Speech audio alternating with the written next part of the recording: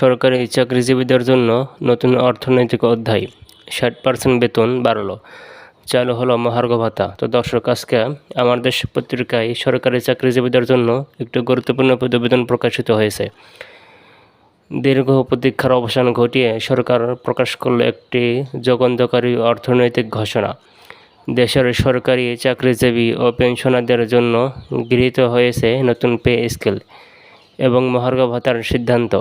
অর্থ মন্ত্রণালয় থেকে প্রকাশিত পরিপত্র অনুসারে সরকারি খাতের সকল গ্রেডের কর্মীদের বেতন গড়ে 60% পর্যন্ত বাড়ানো হয়েছে।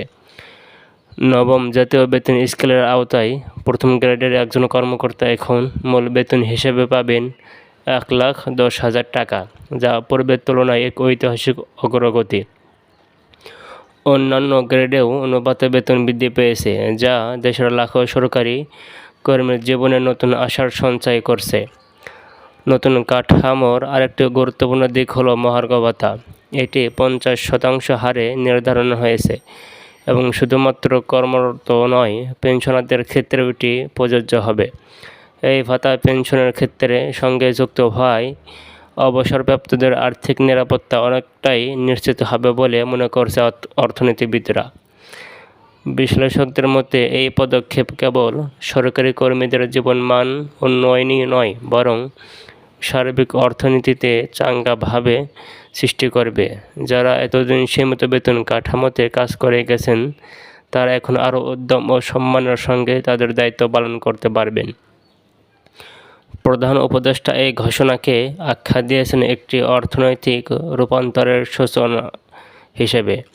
তার মতে এই সিদ্ধান্ত সরকারি চাকরিজীবীদের মর্যাদার প্রতিষ্ঠার পাশাপাশি পরিবারকেও আর্থিকভাবে সহায়তা করবে, যা সামাজিক ইতিবাচক প্রভাব ফেলবে। পরিপত্র অনুযায়ী ইতিমধ্যেই বিভিন্ন মন্ত্রণালয় ও সরকারি দপ্তর নতুন স্কেল অনুযায়ী হিসাব নিকাশ শুরু করে দিয়েছে। আশা করা যাচ্ছে পরবর্তী মাস থেকেই কর্মীরা নতুন বেতন হাতে পাবেন। সারা দেশের বিভিন্ন পর্যায়ে কর্মীদের মধ্যে এই ঘোষণাকে নিয়ে স্বস্তি ও আনন্দের ছাপ স্পষ্ট। অনেকেই মনে করছেন এটি শুধু বেতন বৃদ্ধি নয়, বরং বছরের পর বছর ধরে জমে থাকা আর্থিক চাপ ও অসন্তোষ দূর করার একটি কার্যকর উদ্যোগ।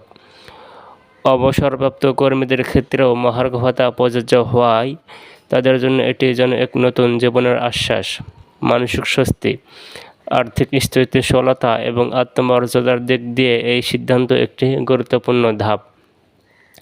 সব মিলিয়ে বলা যায়, নবম পে স্কেল ও মহার্ঘ ভাতা চালুর মাধ্যমে দেশের সরকারি চাকরিজীবীরা প্রবেশ করেছেন এক নতুন অধ্যায়ের, যেখানে উন্নয়ন, সম্মান এবং আর্থিক সচ্ছলতা একসঙ্গে পথ চলা শুরু করেছেন।